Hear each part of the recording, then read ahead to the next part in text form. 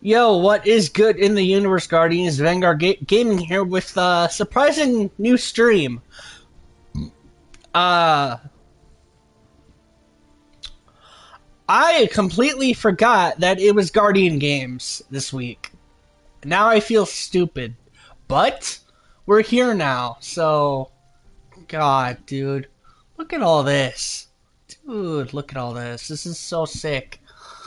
Okay, I'm gonna go ahead and actually prepare myself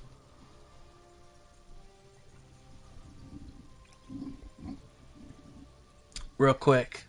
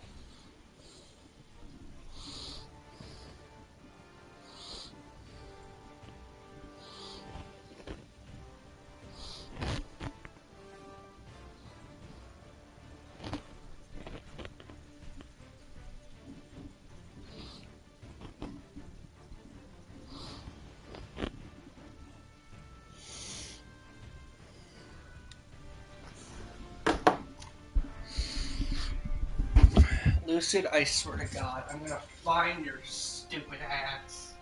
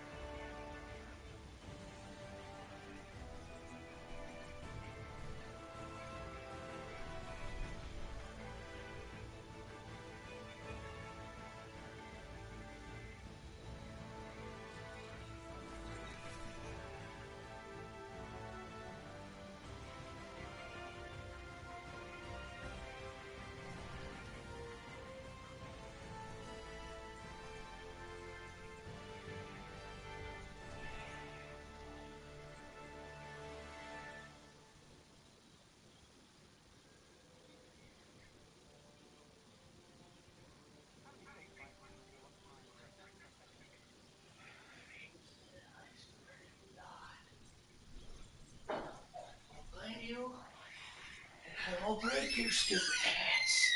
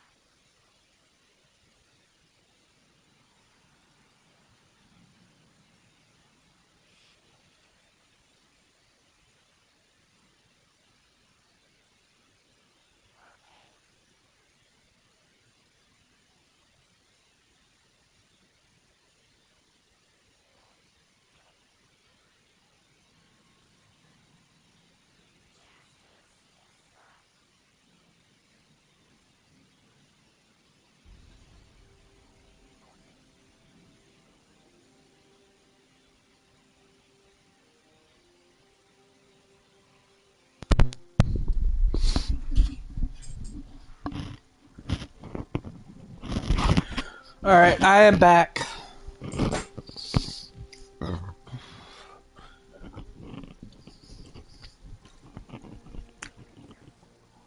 Let's check out what's in the Eververse store.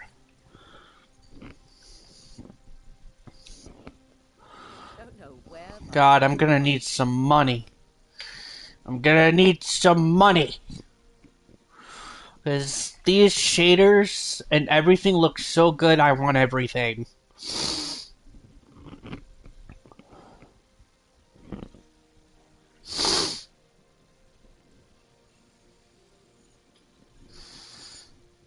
Anything you want?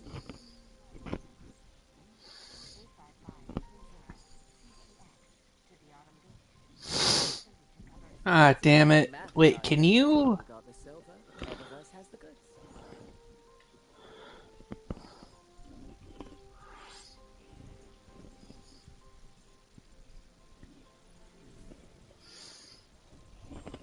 Oh, that is cool.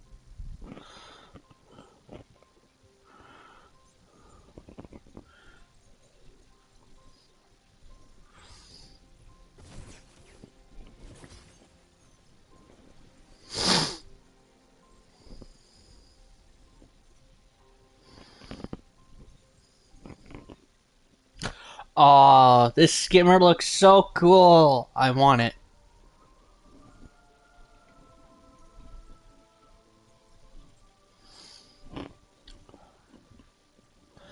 Yeah, my guess is they're gonna sell these. So I want these. They're gonna sell these for Bright Dust eventually.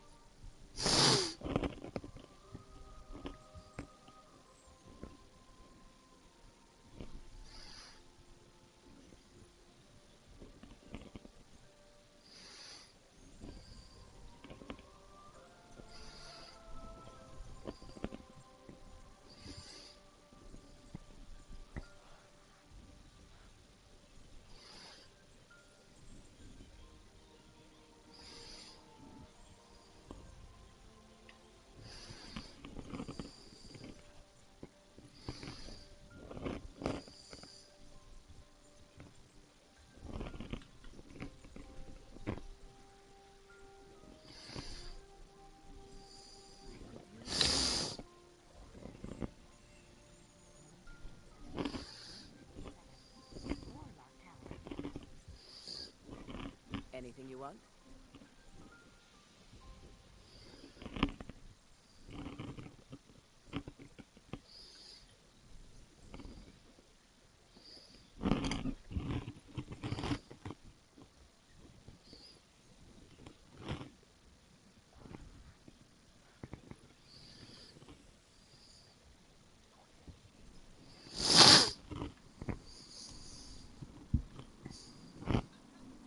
Yes, yes, yes.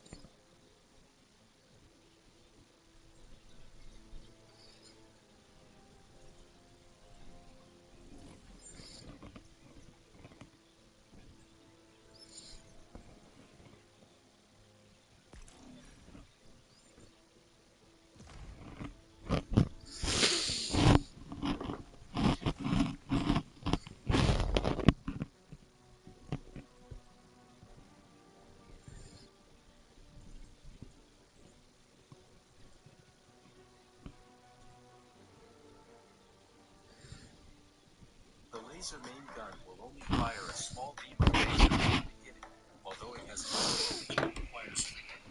But his super high firing rate has a good effect on early small planes. In addition, the passive laser main gun of the Doomsday Fighter can increase damage by 80%.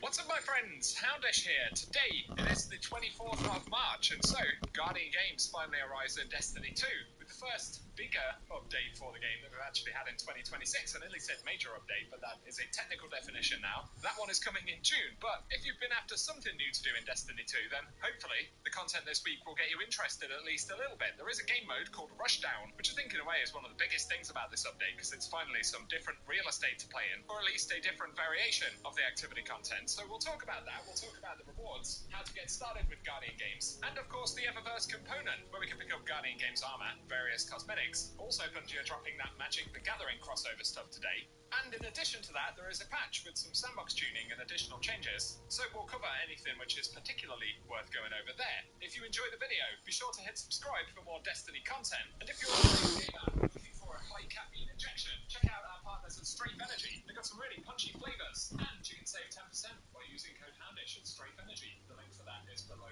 as well.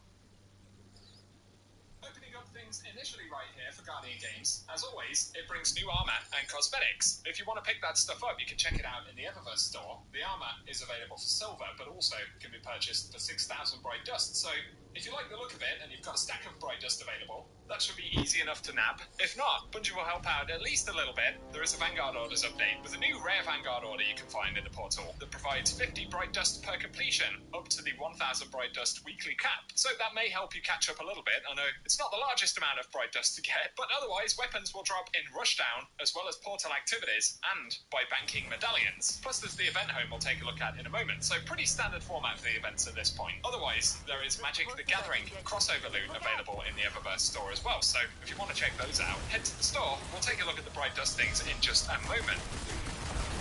To the patch notes for the update today, this is update 956. Plenty of fixes in here actually, which is good to see. For the Lawless Frontier, they fixed issues with Behemoth Walkers, where they could be spawned without an active timer.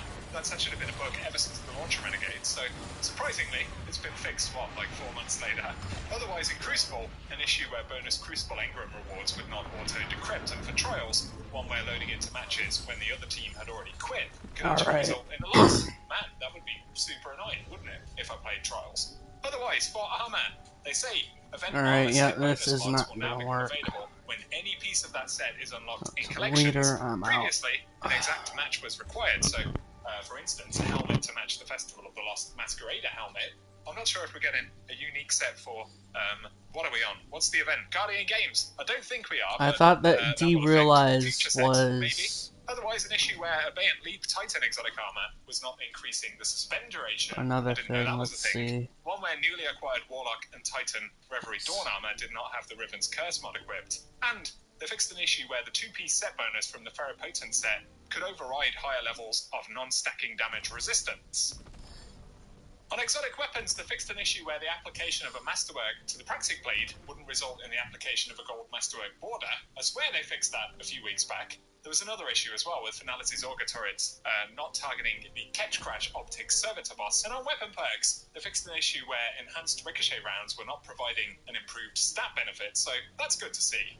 Otherwise, for Not Swap, they fixed an issue where players could change weapon and armor mods in competitive PvP environments to gain unfair advantages. They do point out Not Swap will not be enabled for Pantheon 2.0, and more details will come on that in the future. So, folks who dislike Not Swap, which is the majority of people, especially who play competitively, that will not be a thing for Pantheon 2.0, which is certainly interesting. Otherwise, for player identity and expression, holochip effects and the Guardian Games winning team effect will no longer conflict while the holochip is active.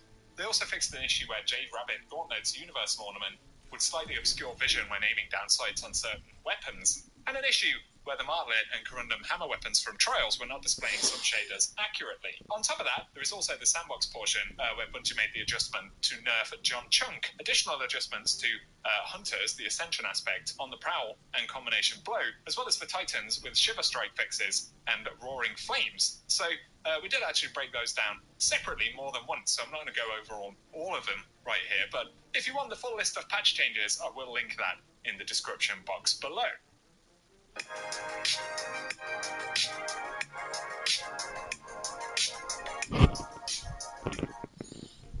Moving into the game itself, we have the lovely pop-up banner right here for Guardian Games for the year. As always, I imagine I'm opening the portal. Wrong place. Oh no, not quite. Man, I forget how to actually control this thing. Of course we get the event background right there, which is nice. Eva Levante is here in the tower. As always, Eva, no doubt, will have a starter quest, as we can see. So worth going to grab that initially. And then, in typical fashion, we have the event card for Guardian Games. So, as we can see, we've got our engrams here. We do get the variants, what are they called? The lawless variants, the red versions of the guns. If they're tier 5, you can use that skin.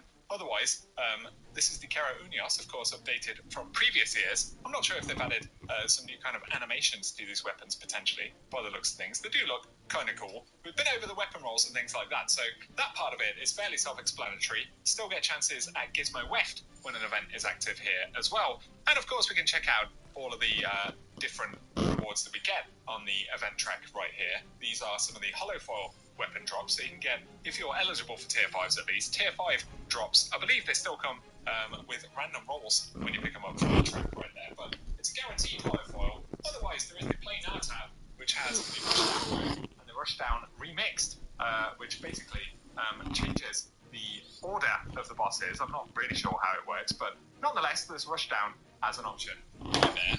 Then, as always, there is the reward shop as well, and the title, Champ, which can be earned right here, and of course Gilded, I believe, if you have it from previous years. It's one that I've actually never earned inside of Destiny. So, typical sort of event card format for the event. Bungie also said that we'll be able to play portal activities for chances at some of the weapons as well. I'm not seeing them as kind of bonus drops or anything listed right here, but perhaps that's unlocked after we've kind of done the intro quest and things like that. Otherwise, I would imagine that actually going into Rushdown itself will probably be one of the best ways to earn these weapons. So I just got to Eva Levante. Should point out we do get that extra mod slot indeed on the Guardian Games armor right here. So you can pull set bonuses from other sets in the game, which is pretty cool, to be fair. So worth taking advantage of that. Be sure to visit Eva to go pick those things up.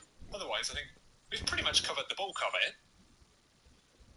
Quick mention for the Vanguard Alert stuff, if you're running any of that this week. The Nox Side Rail is the featured weapon, so you'll be able to get versions of that with the accelerated Assault Origin trait from both of the quick play nodes. They have a challenge to run 3 activities per week, so very easy and very rewarding in terms of actual loot drops, I guess. Then, Birthplace of the Vial is the Grandmaster Vanguard Alert, and we've got Horror's Least. Once again, that will drop with the bonus Origin trait if you can unlock it from that activity this week. For some reason, Zavala has a Call to Arms item right here, which I don't think was featured before, so I'm not sure if there's some kind of bugginess going on. Maybe Call to Arms was supposed to be scheduled some point around now. I'm not going to spend Bright Dust to unlock absolutely all of these weapons, but Oxygen SR3 is actually featured this week at Zavala. I didn't know he would sell these, to be honest. This one's got Rapid Hit Mega Neura, it's got Burning Ambition, Heal Clip on it as well if you want something for endgame. There'll be a couple of good weapon rolls here actually, so be sure to check in for the Oxygen SR3, see what Zavala's got as the featured weapon rolls. I'm going to have to go ahead and unlock the others with Bright Dust, aren't I, now, because I didn't think Zavala would have something quite as juicy as this weapon, to be fair. I'm not sure what the absolute go-to rolls, again, stuff like Rapid Hit, Mega Neura on that one, which isn't a bad trait by any means. Rapid Hit, we often see duplicates with these perks now that they have so many different slots, but yeah, real good to see Zavala selling that one. So if you've been after a nice Oxygen roll, certainly worth giving him a visit this weekly reset, I would say. We may as well take a look at the Eververse store right here. Of course, there's the pop-up here for the Guardian Games armor, 1,500 silver. There is also an option to buy that stuff for Bright Dust, I believe. On top of that, of course, there is the armor coming from the Magic the Gathering set right here. So that's the Titan, as we can see on screen. Of course, there is an armor set for all 3 classes, and there is a shader pack if you're into that kind of thing. I bet these shaders, yeah, they're juicy, man. They're super juicy. trying to encourage folks to spend a bit of silver. Wow, that's quite an interesting one, to be fair, as well. I feel like these shader packs have got the bulk of the juice in terms of very nice-looking shaders recently, but it isn't really a big surprise, of course. Let's focus on the Bright Dust stuff in the store as well. We have the exercise cycle. As always, we'll see largely Guardian Games content featuring in the Eververse store for the next 3 weeks. So that exotic emote is 3,250 Bright Dust. There's also the low score emote, something I'll always achieve. That's 700 Bright Dust. And then the Wedge is available, an exotic Sparrow right here with faction, or should I say weapon foundry icons. That's 2,500 Bright Dust. Then there is the Contender's Entrance Transman effect, 450 Bright Dust. And for the front page shaders, we have Photo Finish, of course, the RGB animated shader, right, available this week. I'm not sure if that's a new one or coming back from previous years, but those are 300 Bright Dust each.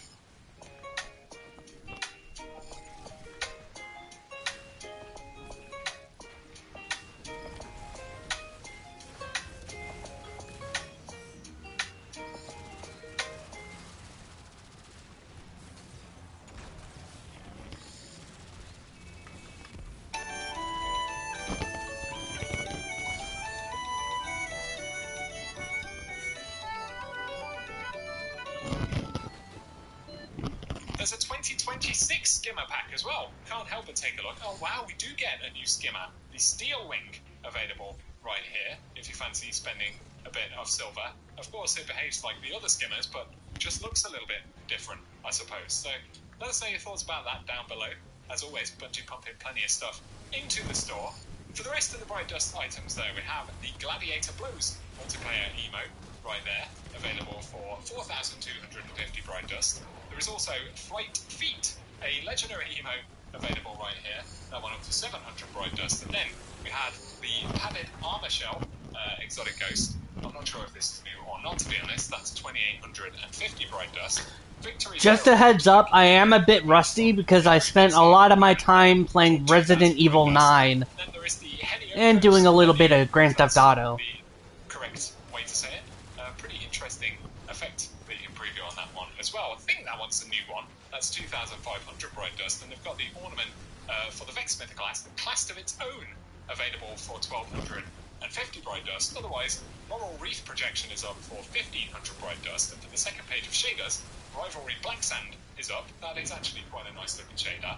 Up for grabs this featured again, that was on the front page. As was Photo Finish, man, duplicates. And then we've got the Coronal Bloom right there, which may be a new one for the year. Again, I'm not 100% certain. I feel like I don't pay a lot of attention to Guardian Games cosmetics, but those are 300 Bright Dust, and there is the Spring Fountain, Cherry Blossom, and a Cyber Class Entrance Transman effects in the store as well. So let us know in the comment section if you'll grab any of those this week. And as is the routine, we'll finish with a quick check-in here at Shader 1 in the annex, because we don't want it to get lonely. In terms of the armor, we have the Lightkin stuff from back in the day, so if you've been looking out for some Fallen-themed armor, you can grab that, even if it's purely for cosmetic purposes. Oh god, I forgot about this part. We have, losing my voice, refurbished Black Armory Oh god. right here, which again is not one I think that Ada's actually had featured before. Might be wrong on that, but if that's one you're missing, worth the glimmer spend, I'd say. Kairos Gold from back in the Curse of Osiris era is also here, as is New Monarchy Allegiance if you're after any older faction Electrical, shaders. yep. They, of course, are 10,000 glimmer. For today, though, guys, that is everything we have to round up. So, as always, I hope you found the video helpful. If you have, a rating would really help me out on the channel. Be sure as well to Okay. subscribe. I'll keep you posted with Bungie updates, gaming That news, is and completely also fine. I'm do fine that with that. with It doesn't notification really... bell as well. Let us know in the comment section if Shit. you're jumping into Guardian Games this year. And good luck on the hunt if you are. But otherwise, thank you for watching, and I hope you guys have an awesome day. Ah, damn it. That's fine. I'll close the fire team thing.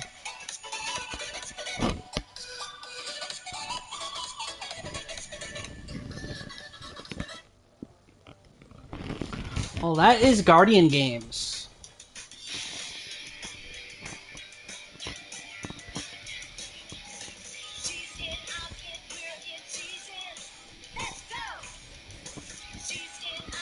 Stupid ants. Right, we're back with more gaming news. news today. It's a busy week. New update for Arc Raiders. Server slam for Marathon. The Battle of the Extraction Shooters will be center stage this week. There's discussion around the content. Aggression-based matchmaking. Marathon will be getting a roadmap. I didn't know Bungie did roadmaps. Destiny 2 players will know what I'm talking about there. We'll also speak about Crimson Desert. That's highly anticipated, coming in March. It turns out Sony tried to buy exclusivity from that developer, and the developer said, get stuck. There we go. Which broadly I think is a positive for gamers. Also in big publisher news, Xbox are shaking things up in a significant way. There's a new CEO over there, and they promised that there will be no AI slop. I guess time will tell. We got loads to discuss this week. I also didn't know there was a trend where loads of people are trying to be the burnt peanut now, but instead we've got burnt burgers, potatoes, and meatballs. They got vegan options as well. Putting your face on food is guaranteed big money if you want to stream video games. The world is going crazy, my friends. Let's round it up. Alright, up first, Arc Raiders got another of its planned roadmap updates this week in the form of Shrouded Sky, and it's an interesting one because of course it's landing the same week that the Marathon Server Slam begins, although I'm not sure it's intentional as Arc Raiders has had this roadmap for a while, and there'll also be additional updates in March and April, so I think both games are going to continue to kind of do their thing. Although Arc players are concerned about the number of nerfs that we had in the update this week, including the removal of PvP-related feats, and there are PvP-focused players who are concerned that Embark are actually leaning away from the PvP element of the game, stating that it makes Marathon more enticing. Obviously, that's not everyone, but it's interesting.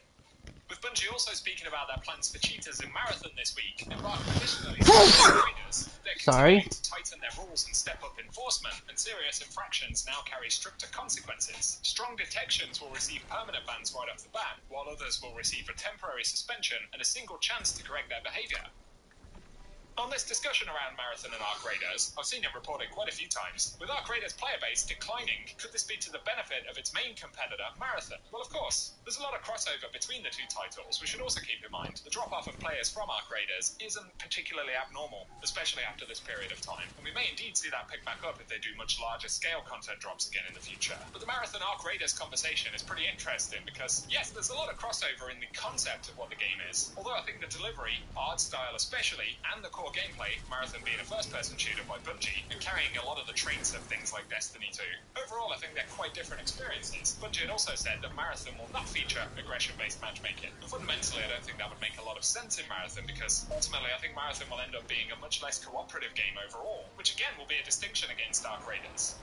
Something else to add in relation to Marathon, Bungie announced this week that they're heavily invested in networking and security for this game, with dedicated servers, server-side authority over key actions to reduce exploits, as well as fog of war to limit war hacks and loot revealers, and a solid disconnect recovery system. Bungie are really hammering home that they want the game to perform, but also robust anti-cheat measures, which part of the reason they'll be saying this is that there is a lot of conversation around cheating in Destiny 2, where I feel like Bungie have kind of invested in anti-cheat in a very minimal way over the last couple of years especially, relying instead on kind of manual moderation for the game, which is less than ideal. So Bungie are basically trying to calm those concerns, which again probably won't please a lot of Destiny players who've been frustrated with this issue, but Marathon confirmed anyone found to be cheating will be perma-banned from playing Marathon forever. No second chances. Let me know your thoughts with Bungie's track record on this down below.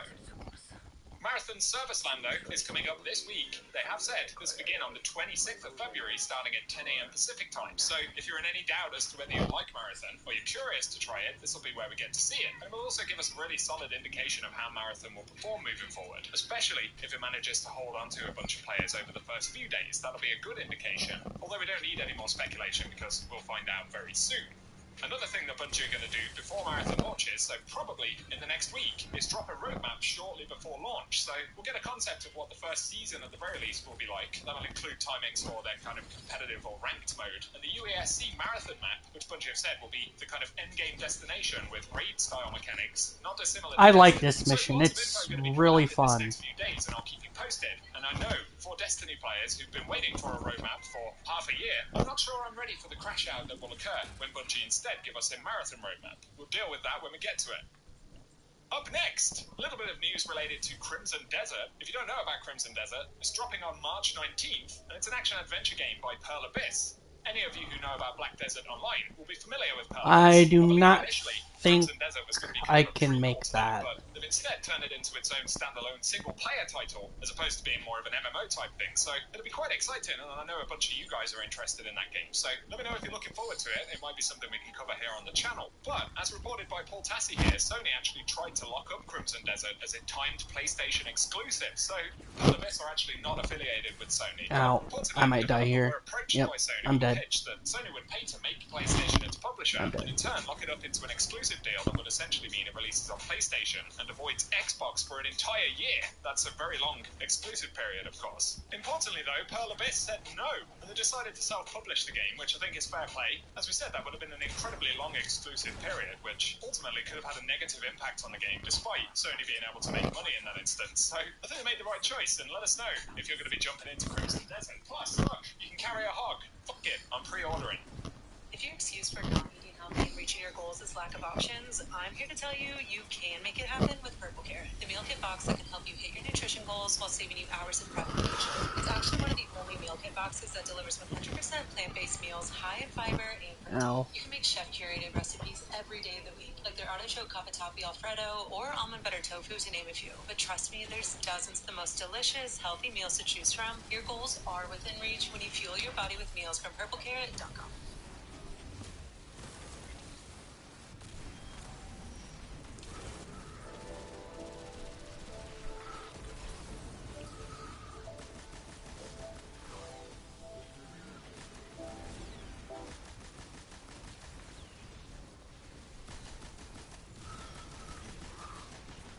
Final bit of news for the moment here, though. Details coming out of Xbox this week, and they have a new gaming CEO, Asher Sharma. So last week, Microsoft announced a massive shakeup of the division, with CEO Phil Spencer retiring and the president of Xbox, Sarah Bond, resigning as well. So quite a big switch up, but gamers are concerned about the new CEO's previous role as president of Microsoft's core AI product. So there are initially kind of connotations around AI. Generally speaking, the concept that AI may be developing parts of video games isn't massively popular with most gamers. Although in an attempt to kind of calm these concerns, Sharma said that she has no tolerance for bad AI, and that Xbox have no kind of willingness to chase short-term efficiency or to fill the ecosystem with soulless AI slop. She'd finished by saying games are, and always will be, crafted by humans and created with the most innovative technology provided by us. But how this will play out in the long term, of course, also given that she's not particularly from a gaming background, at least in a professional capacity, that doesn't necessarily mean anything significant. But what is obvious is that Xbox and Microsoft are targeting a significant shake-up of the company. This may indeed affect their plans for Xbox Studios, things like Game Pass, future console releases and more, so we'll see how it plays out over time. As I spoke about previously, though, such as PlayStation shutting down Bluepoint last week, and Ow. revelations about their attempts to buy exclusivity for Crimson Desert, more often than not, the most player-friendly IPs and studios in general seem to be self-published, right? Which I'm sure has a lot to do with the fact that they know they need their player bases on their side, so they don't have that kind of safety net of masses of cash, big corporations behind them to prop things up when they go wrong. So theoretically, the more of that we get, the better. For today, that's what we've got to talk about. So, share your thoughts on everything down in the comment section. Impressions on this week's Arc Raider update, anticipation for Marathon, Crimson Desert, or any other titles in the near future. If you've enjoyed the video and want to stay locked in for more news, hit subscribe, turn on notifications. But otherwise, cheers for watching, and I hope you have an awesome day. The future is not yours to shape. When my command is complete.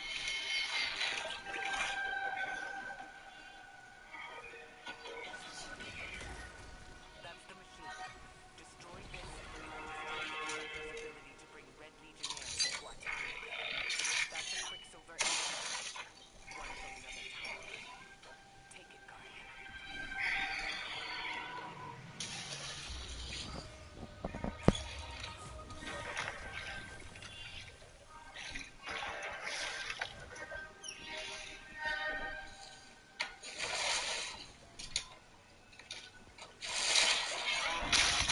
Damn it, I didn't get it. But that's fine.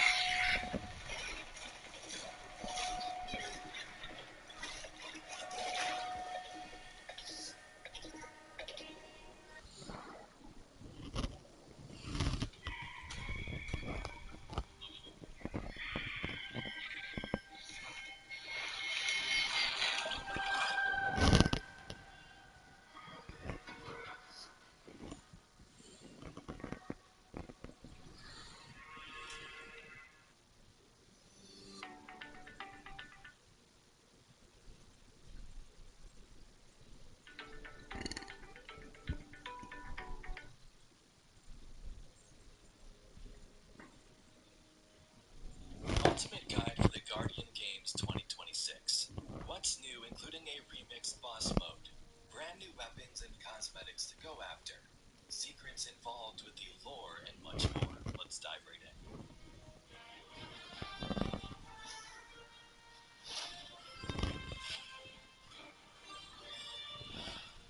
So the Guardian Games is back in Destiny 2. The first time it's been in this event track format since the new saga.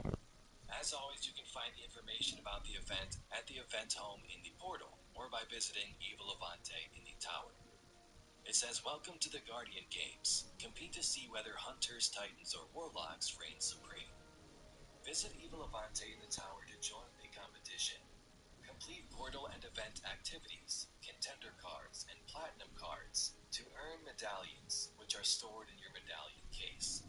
Bank medallions at the podium in the tower to earn points for your class in addition to rewards. You can also play event activities to earn Guardian Games weapons. Dunk on Guardians in Supremacy. Defeat a curated set of iconic bosses in Rushdown. These encounters rotate daily, so charge headfirst into a new selection of bosses every day. Or test your luck with random bosses in the Rush Remixed, where you can bash a different set of classic bosses each time." That's the gameplay you're seeing in the background of this video. So to summarize it, essentially you need to play activities to earn medallions. You can see in Eva's inventory different medallion tiers like silver, gold, platinum. Platinum is obviously going to give your team more. You complete these bounties basically to bank these medallions in the tower, pledging towards the class of your choosing, whatever class you're on. There's a bunch of cosmetic rewards and of course 3 new weapons to go after: a stasis spreadshot hand cannon, solar rapid fire fusion rifle, and arc adaptive frame trace rifle. Here's a look at the rewards in the event track. There are 30 event ranks, and there's also cosmetics I'll show you after this. Make sure you stick around or skip towards the end for the patch notes and some more news.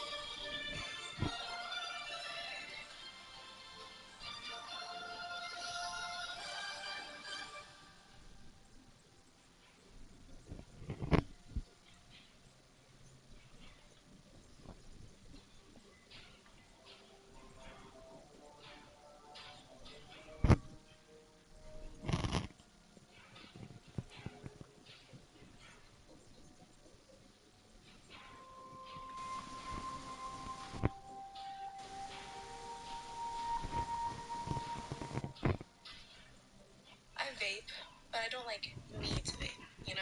All I do when my friends do it.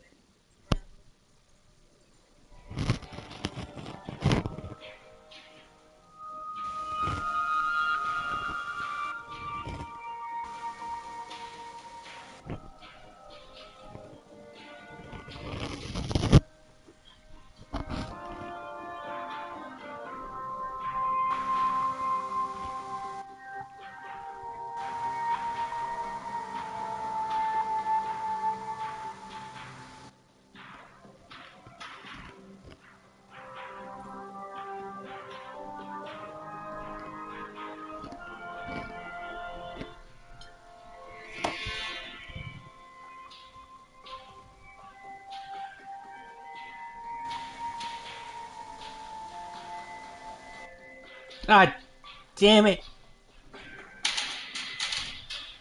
I meant to invite him. But, oh. Oh, he already joined. Okay. Um,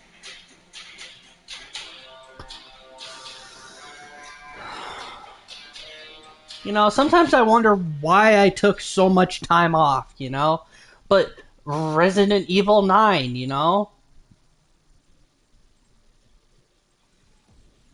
couldn't help it.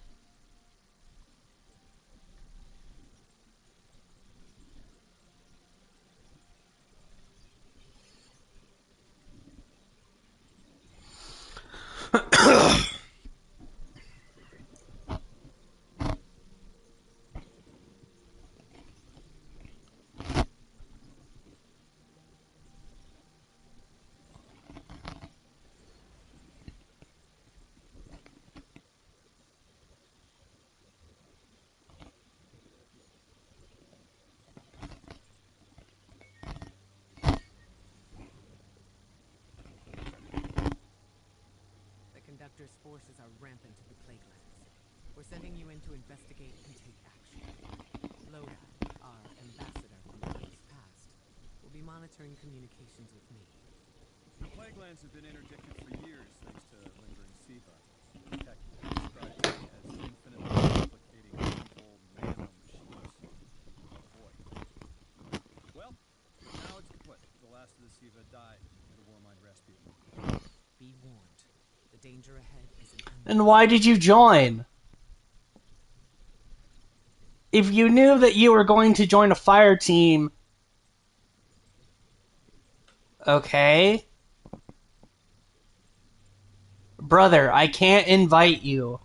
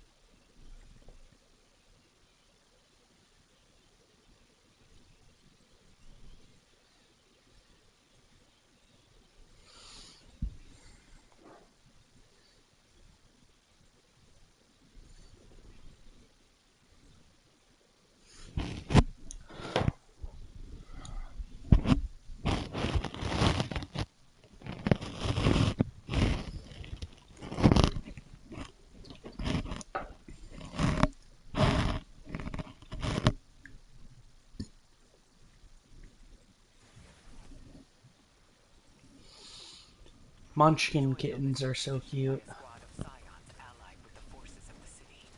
They're experts in a wide variety of fields, including manipulation of Quicksilver, a neo-mutant nanite technology that may prove useful here. You have command on the ground. Bear it well.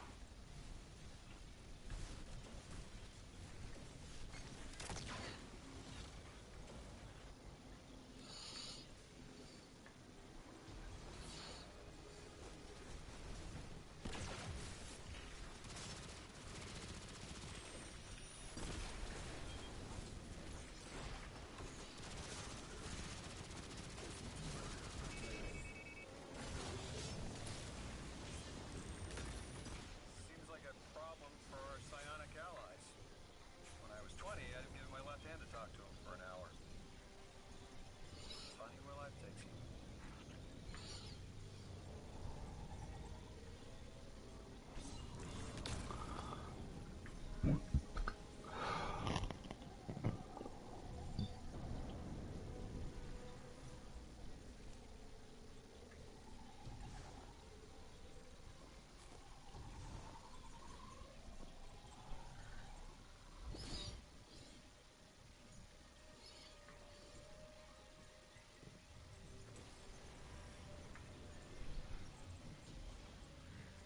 Lodi, you were curious about SIVA. This is its deactivated form. Technology gone rogue. Poisoning a landscape. Destroying the people who touched it. That's not a threat I thought I'd face twice in a lifetime.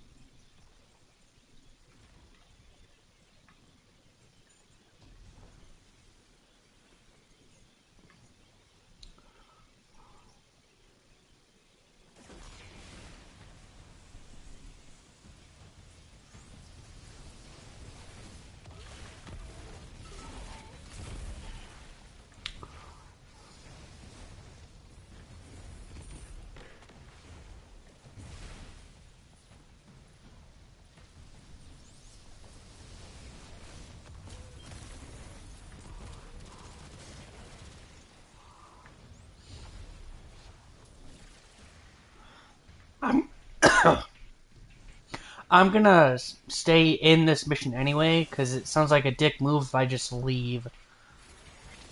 So I'm not gonna do my teammates like that.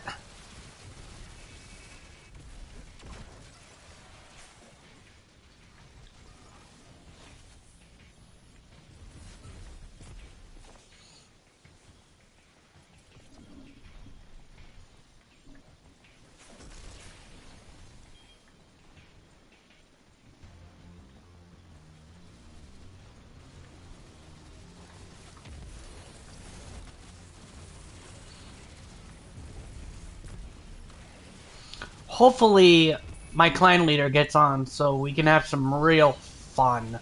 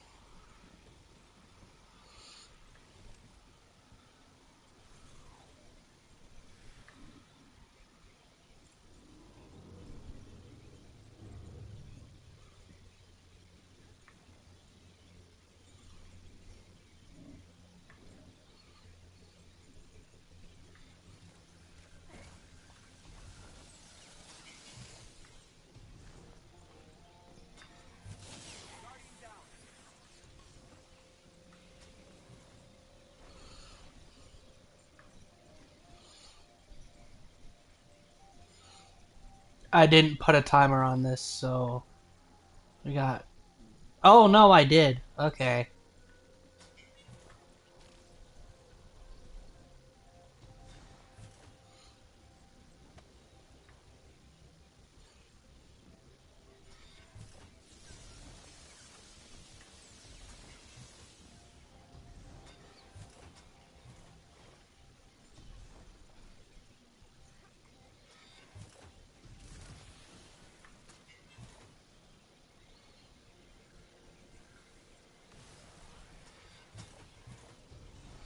Ah, damn it.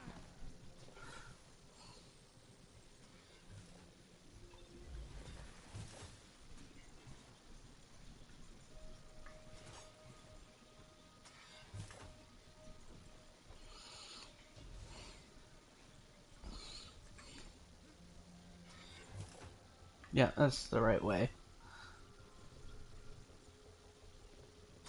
There we go.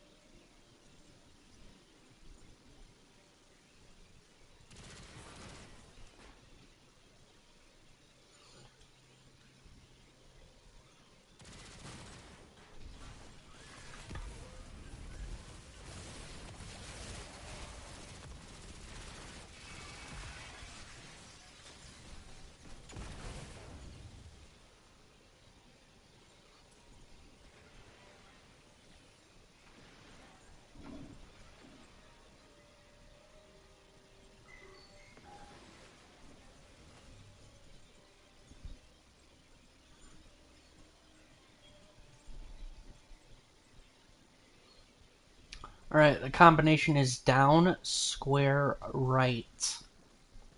I want to say. And I say that like I don't know that that's like the actual combination for it. But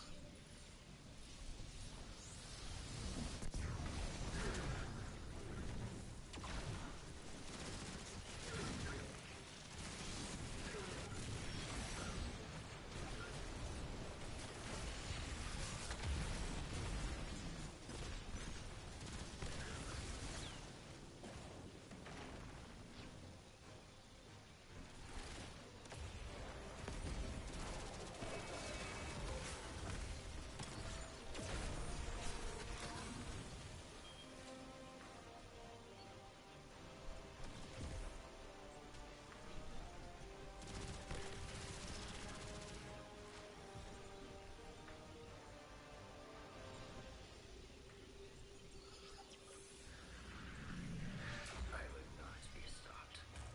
The satellite will launch and spread my mutants through this whole barren system. So the echo of command proved itself worthless. Enough. I have better tools.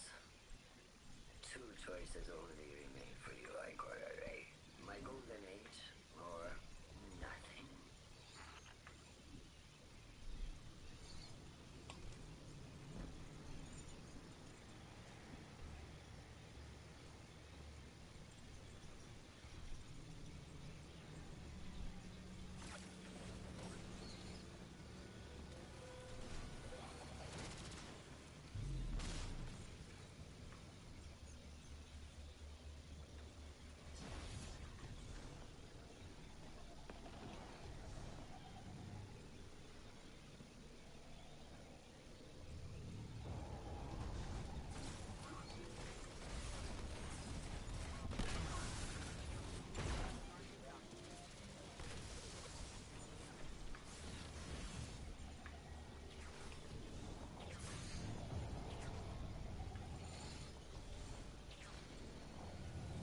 crap, I'm not gonna make that.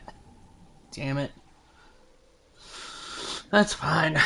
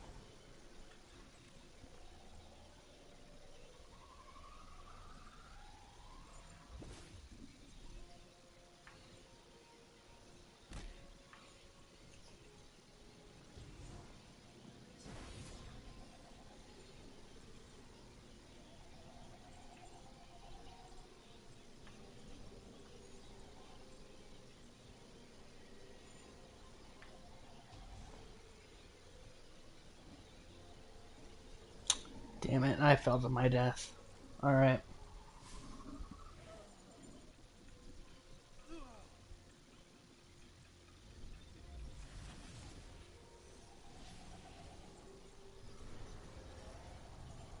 There we go.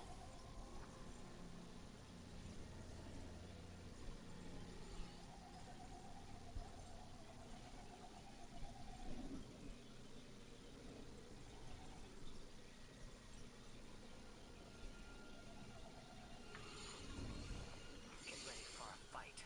And watch out. Yeah, here we go. There's something familiar about the signature this time.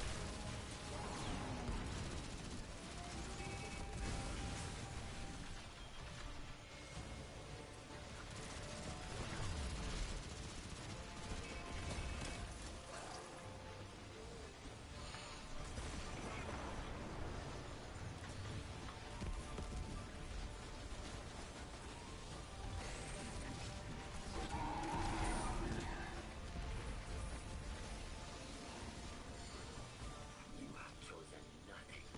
A dead world, an empty future bereft of any meaning. The future is not yours to shape. When my command is complete, it will be.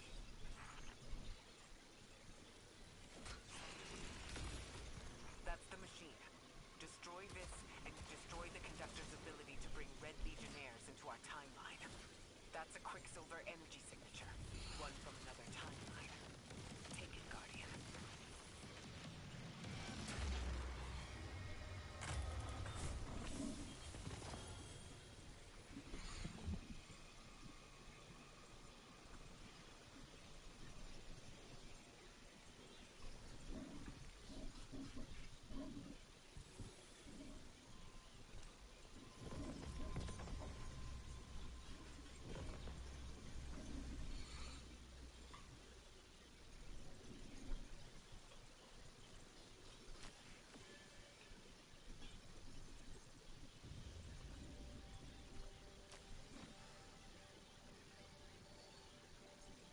Okay.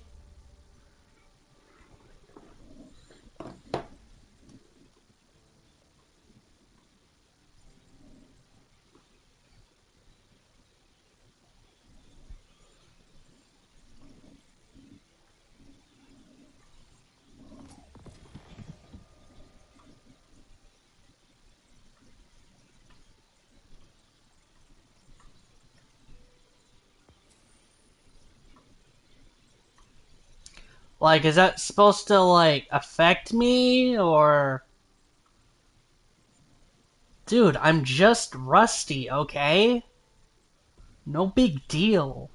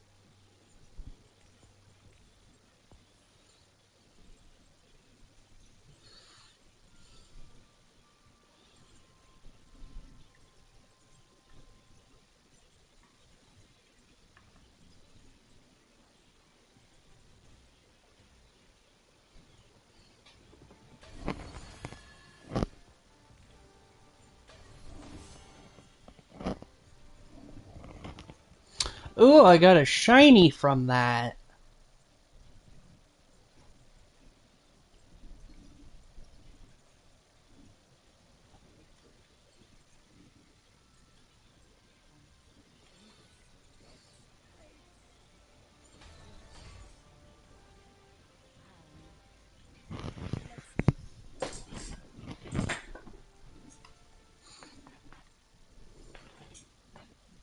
Oh. Oh, Supremacy match or Rushdown. Okay, I was not looking... Alright then, let's...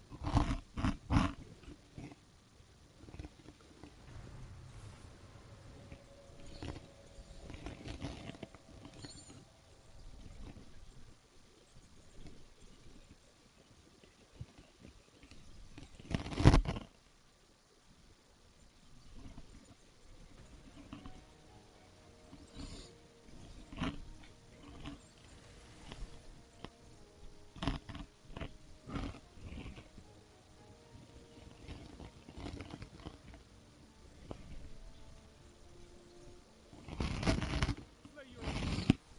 Take the blessing.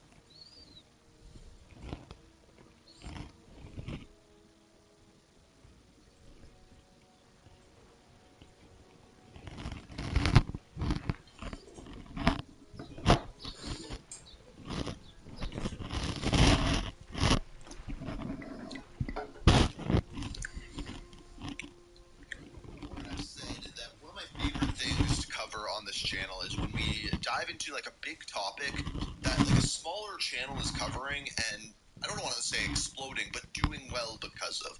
So the first one that we have today here is from someone by the name of William B. Campbell. He has a video called "The Biggest Question Facing GTA 6." He has 4.5k subscribers, and his video coming out one day ago has 46,000 views. So I'm assuming we got to have a banger here. So let's see what William is talking about here. There are three distinct ways I see GTA 6 ending up. And Okay. if I'm being honest, I'm worried about all three. Ooh. Great intro. What makes this so interesting is that Rockstar's last two major games point in almost completely different directions. On one side, you have Grand Theft Auto 5, which is light, satirical, and almost allergic to sincerity. On the other, you have Red Dead Redemption 2, something slower, I see where he's going more with this. immersive, heavier, and deeply committed to its own realism. Yep. With these two games being by far the most successful releases in Rockstar's history, the studio has had to make a firm decision on what path to go down next. There is a central tension here. One direction feels more GTA, while the other feels more fully realized. That tension is crucial, because the tone of a Rockstar... So from just to be clear, from the leaks that we have heard, it is a combination of the two. Certain things like being able to store your weapons in your vehicle, or having to store your weapons in your vehicle, not being able to carry every weapon that you have. Things along those lines. Relationship bars and meters. Things like that seem to be taken from Red Dead. But I don't think they're going to go with like the full immersion, because part of the fantasy of GTA is exactly that, it being a fantasy and not like a simulator, I guess. But it kind of is at the same time. game, or any game for that matter, becomes the benchmark every other component is built around. The kind of game GTA 6 ultimately becomes will depend largely on whether Rockstar wants it to feel like GTA 5, Red Dead 2, or, perhaps worse, an uneasy middle ground between them. Uh-oh. You can already see the contrast if you look at how GTA 5 and Red Dead 2 treat their cities. Los Santos and Saint Denis are both presented as places where the most despicable people on Earth gather. The difference is that while Red Dead treats its city like a serious, devastating problem, GTA is more interested in mocking it. The tone True. that perhaps defines GTA 5 the most is mockery, which is why so many people were offended by it. It doesn't just satirize excess, stupidity, greed, and vanity. It seems almost unable to look at any of them without smirking. Everything is filtered through distance, through the sense that to take any of this too seriously would itself be embarrassing. And that, I think, is the problem Rockstar has been trying to solve this decade. I How don't do you know if preserve those arrows are GTA's friendly. identity Yeah, they are. without Okay. sacrificing the weight and coherence Red Dead 2 achieved? This is actually a really good point, because, like, just take the leaks. We know, for example, one of the things that we've heard about and talked about is Lucia actually having a daughter that she's abandoned. So if you take GTA 5 and, like, satire in that game and how it doesn't take itself seriously, and you throw in a serious story element like Lucia abandoning a daughter, how do you balance that? Because if you make a joke out of it, if you make a joke out of something too real, it's not going to fit. And it sounds like they are trying to make like this real story between Lucia,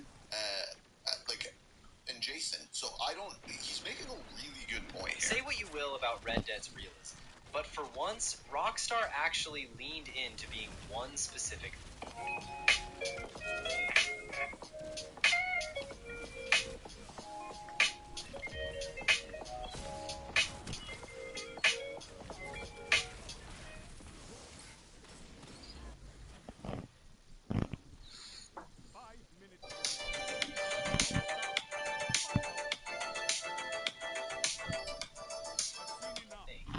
Between your horse not Dude, this is so unfair, but I don't care. I did not mean for that to rhyme, especially not on this time. It really emphasizes the boredom and mundanity of being an outlaw. For every high-stakes robbery, there are 20 missions where you herd sheep. Red Dead 2 is not strictly realistic in the visual sense. It is realistic in the sense that it is willing to be inconvenient, repetitive, and at times outright tedious if that helps sustain the feeling of a real life being lived. Ultimately, it makes for an experience that you admire and revere rather than enjoy. That isn't necessarily an insult. In fact, it might be the highest compliment you can pay it. There are many games I enjoy more moment to moment than Red Dead 2, but very few I respect more. It has the courage to be boring in pursuit of immersion, and because of that, when its dramatic moments do arrive, they feel like eruptions from an actual life, which is most evident in the stunning conclusion of Chapter 3. The thing is, many of the new quirks Red Dead 2 included were simply a consequence of pursuing realism. And as we have seen time and time again, once you do something more immersive, going back is not really an option. Especially, He's actually making a lot of really big points, because from like a lot of the stuff that we have talked about with like leaks and things like that, like the big leaks that we've had are all a middle ground of GTA 5 and Red Dead, and everyone has been excited for that. But I don't know if that's a good thing, because if you don't choose a decision, it's generally not a good thing. Like, the most recent example I can give you with this is Battlefield 6 tried to pick this like middle ground between Call of Duty and between Battlefield. Because you picked neither of them, it didn't have a home, right? It didn't have like a set group of people that actually really loved it, because neither people were actually satisfied. Now, here's the opposite of that. If, say, for example, like Rockstar does things really well, they always do. If they've done the satire with GTA 5 really well, and they've done the realism with Rockstar really well, just if they don't do either of those and they make it their own thing, this will be okay. But if it tries to be both of them, then it won't work. So where he's saying it has to pick a realism tone or a satire tone, you can create your own tone. It doesn't have to be of both worlds. I hope I'm making sense there. after all these years of technical advancement, that doesn't mean every Rockstar game now has to be like Red Dead, but it does mean Red Dead changed the standard by which people interpret Rockstar's worlds. If you compare GTA 5 and Red Dead Redemption 1, they're very different in tone and subject matter, but largely on par with each other in realism. That's because RDR1 still felt very gamey in its execution, which is evident in how unrealistically fast your horse moves, for instance. Red Dead 2 was, and still is, the first and only Rockstar game to break out of that silo. Choosing between cartooniness and realism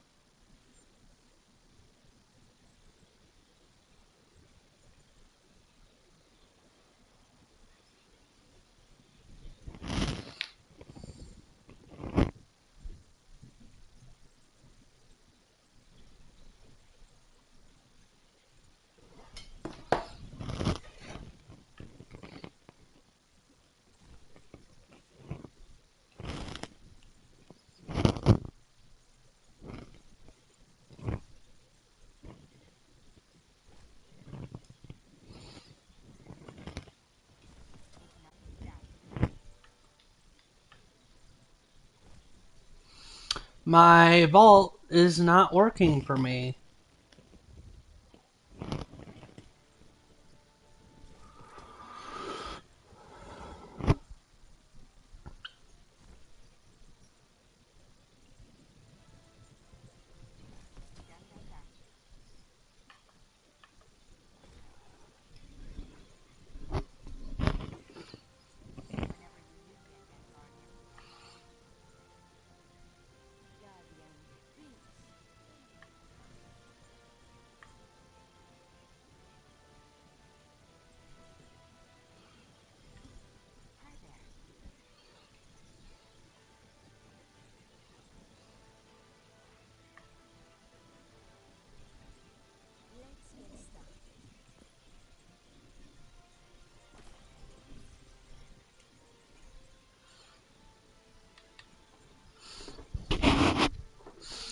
Hey, Cash, what's up, bro?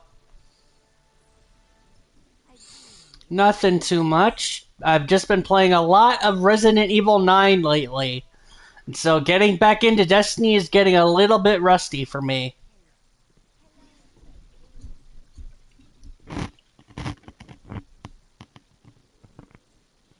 I'd recommend it.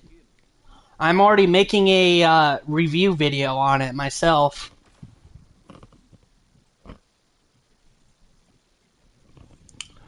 Wait, okay. Go to Zavala and pick up the call to arms rewards.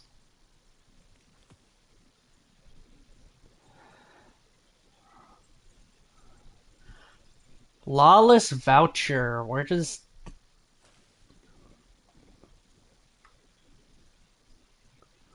What even is that, though? I don't know what it is. Speak to Lord Shax.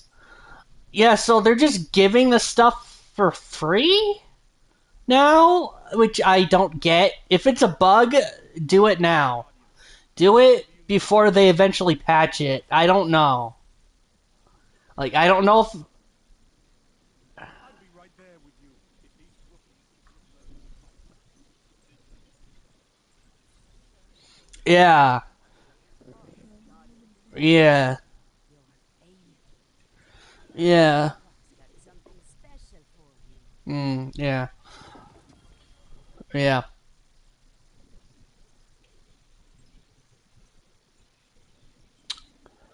Alright. So I got only until like 3:30 to start streaming. So, or to continue streaming because another friend of mine and I are trying to do something for Grand Theft Auto.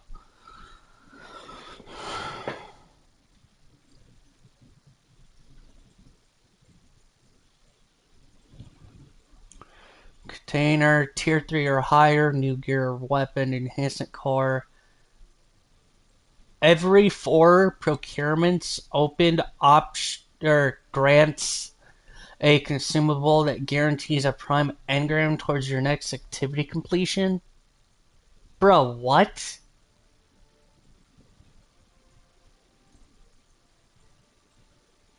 I'm so confused.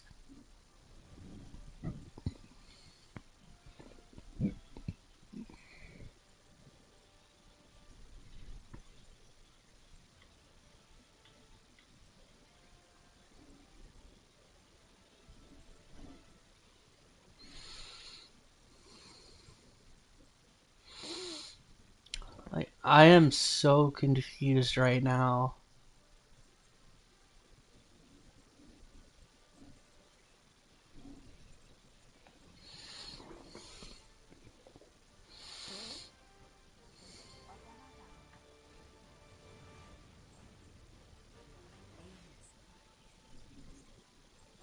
So we begin then. So what have you been up to these past few weeks?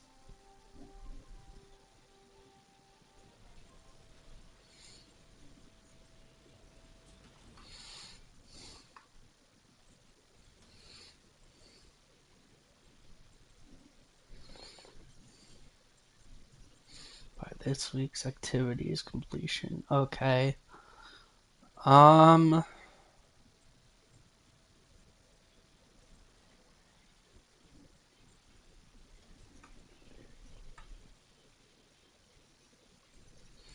But I will say the Eververse store looks really juicy.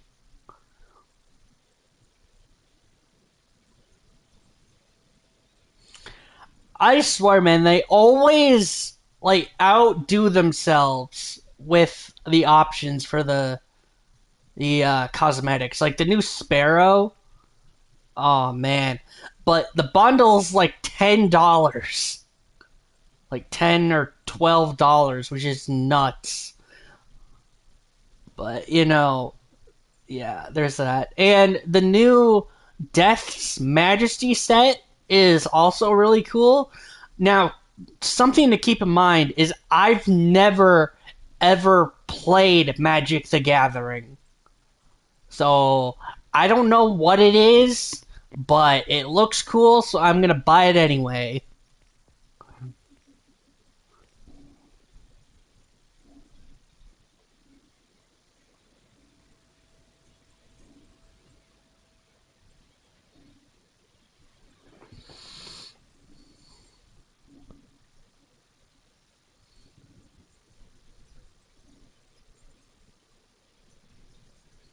So what do you want to do? I'm open for anything.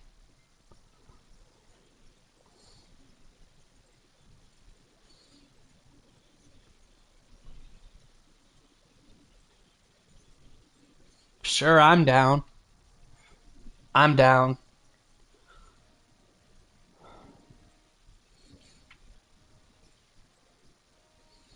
Let's see. Boss Rush.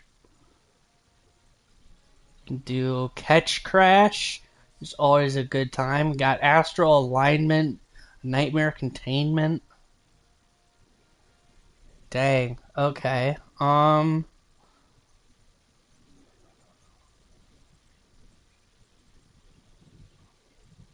Guardian Games. Do Rushdown. Oh, I see. Alright then. Let's get her up.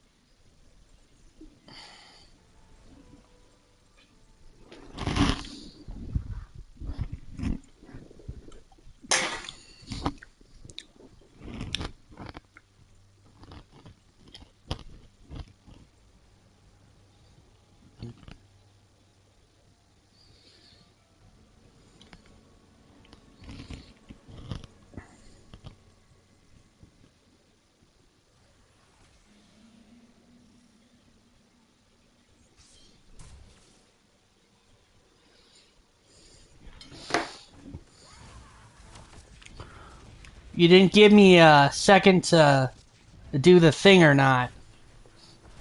I was taking a moment to type something on Facebook. But that's cool. But that's cool. I'm fine. I'm here now. Don't jump in the Capri Sun!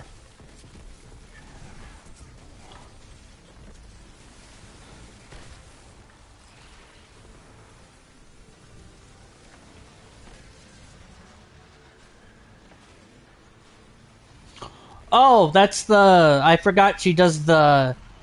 She does the missile thing.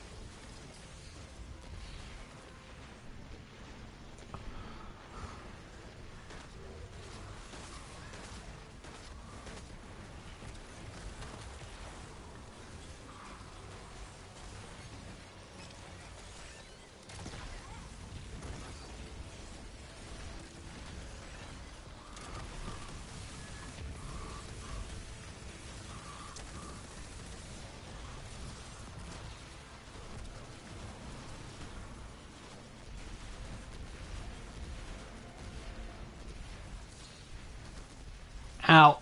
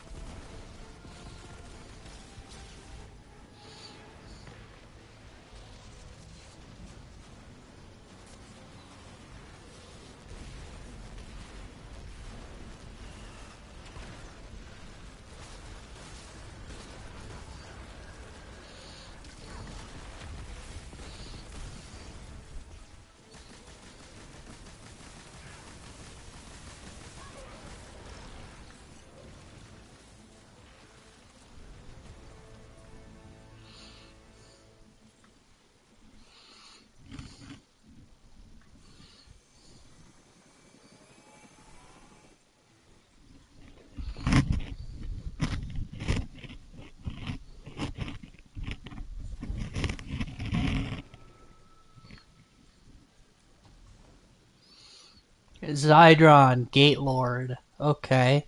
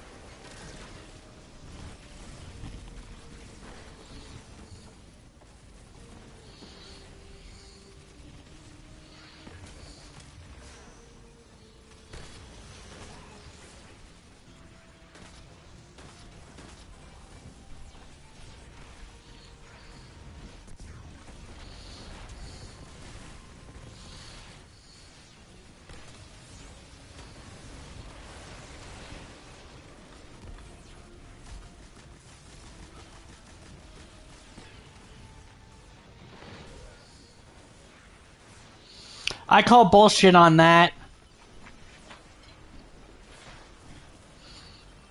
Yeah, the supplicants are something.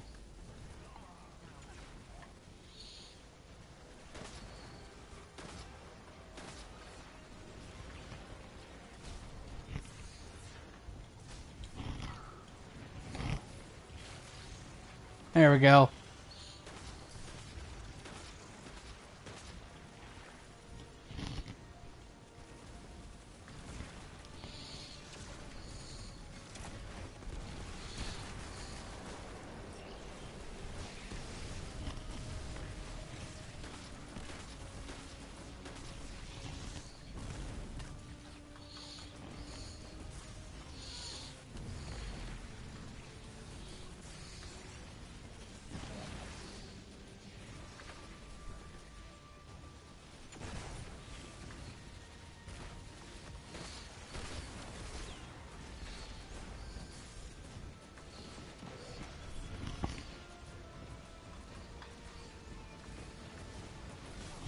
Out. I'm down. Up in 5.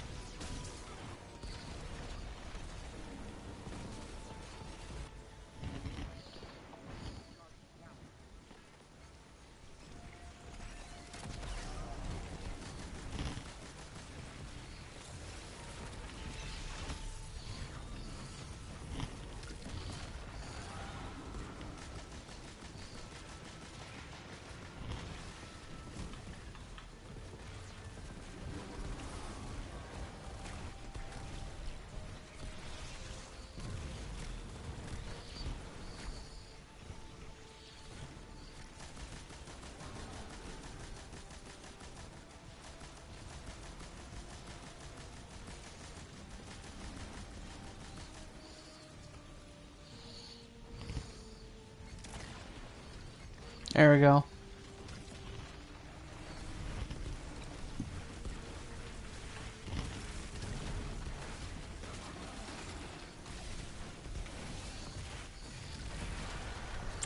Jeez. Okay, in my opinion, Zydron looked a lot more bulkier than he normally would. What the hell? But I think it has something to do with, like, the more bosses you kill, the harder the health bar. My take. Oh, got the meatball. Okay. I always like me, a blue waffle.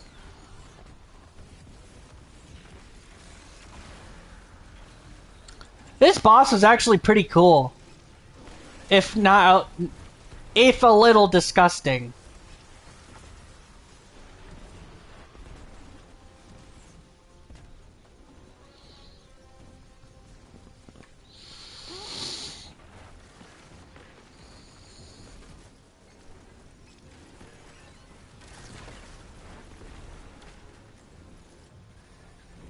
Into the Shadow Realm.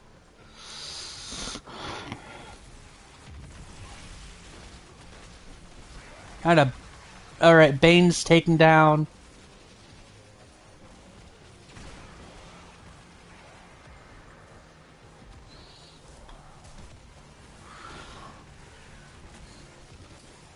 I kind of wish they brought back the whole campaign for Forsaken, just so we can relive it one more time.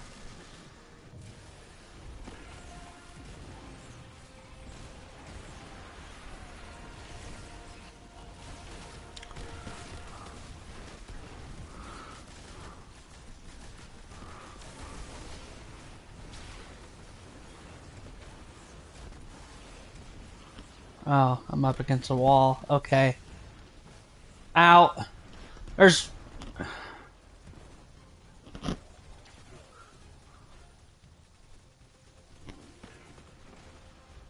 Again, I call bullshit on that.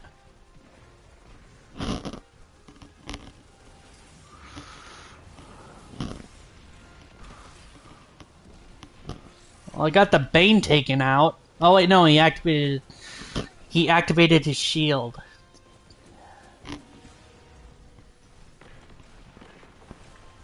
It's okay, his health bar is depleted. Ah, you bastard!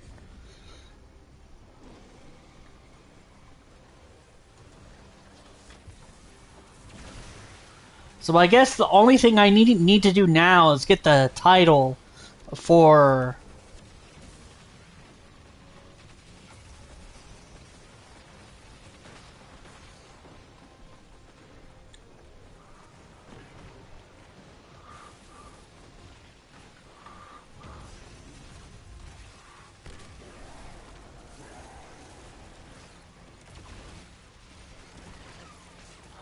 Why is it always a phalanx?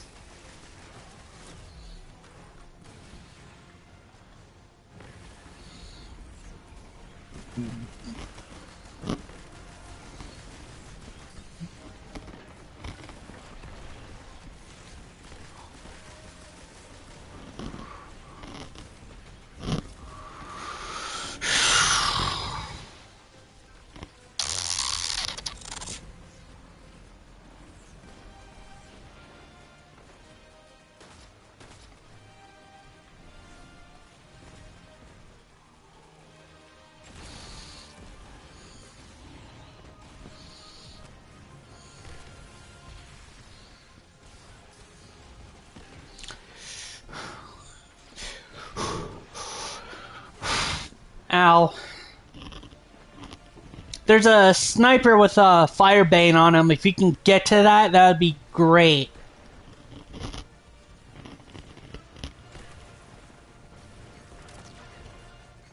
Nice.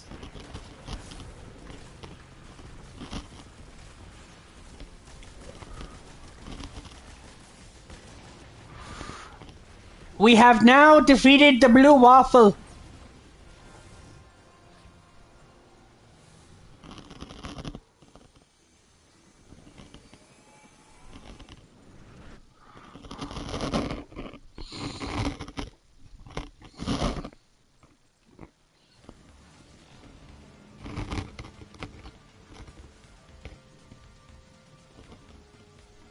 Oh! Alright then.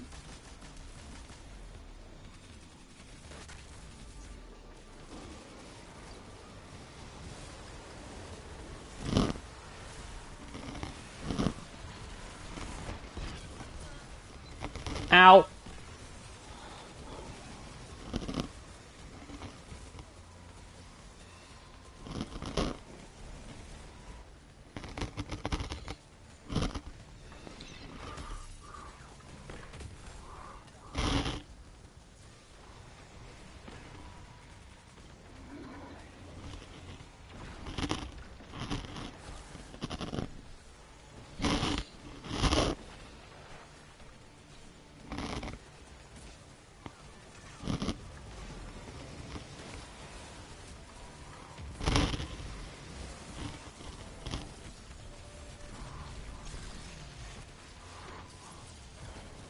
Ow.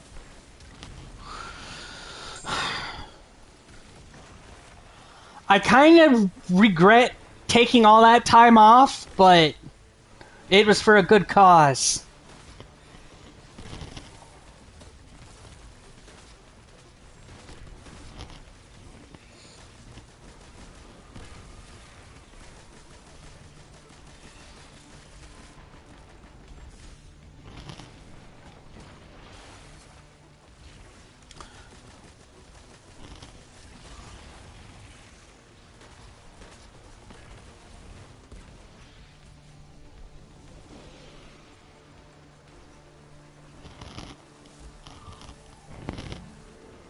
Oh!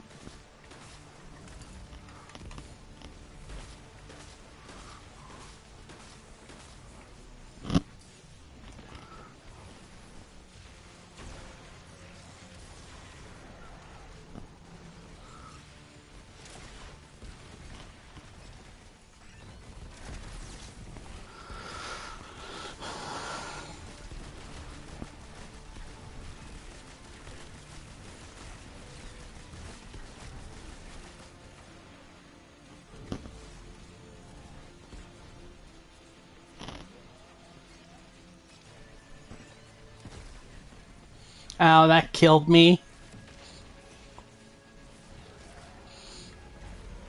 It's fine, I'm up in 3 seconds. Take him out. Go.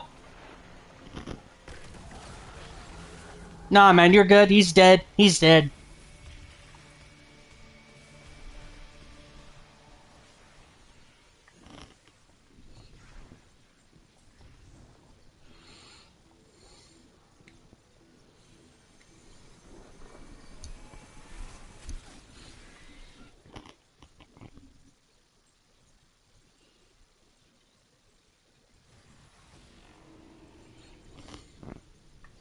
Alright, next we have Callus. Interesting. Alright, Callus. He had a really good raid.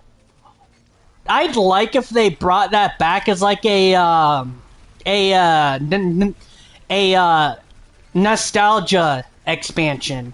Where it's just like nothing but like year one stuff from like the Spire Stars. Okay, maybe not that, but I wanted that emote so bad.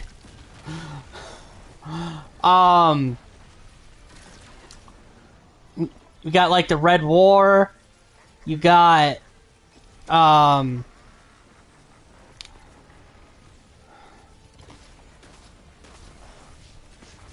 like a lot of good stuff.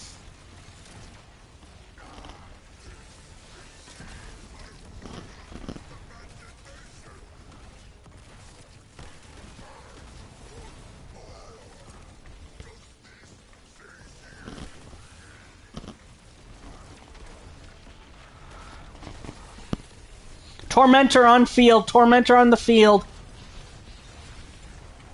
Oh, God. Wait, are there two? I thought I heard a second one.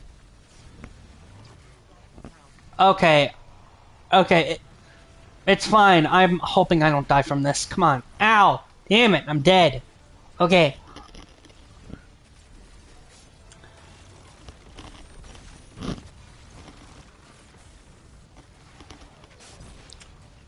Holy shit, I'm surprised that worked.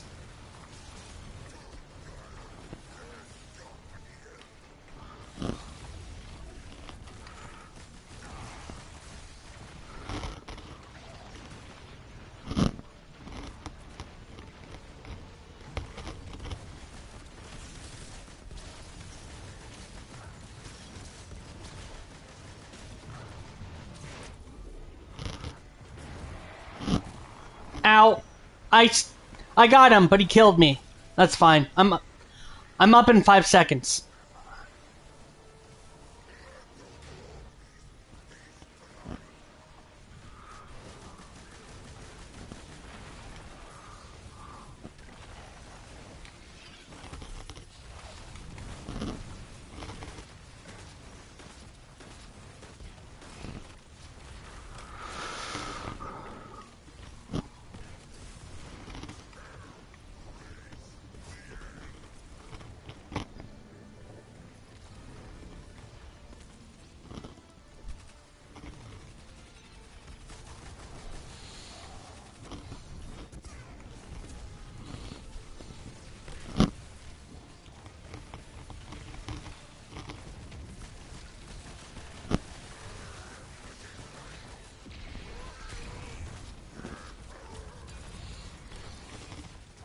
Ow, I'm down.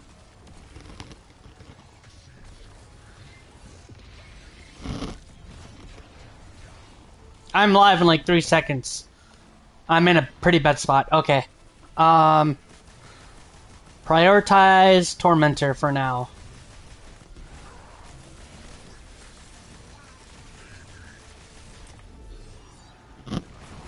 Tormentor down.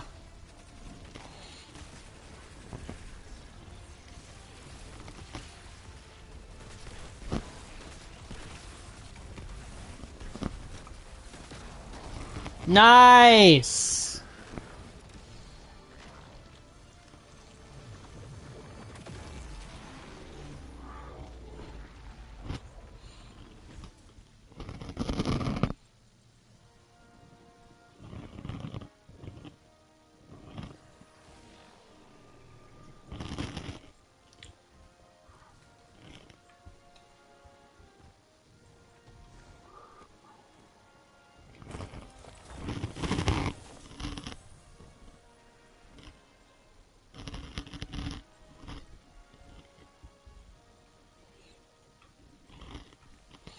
Tower. Alright. Then I'm going to get off.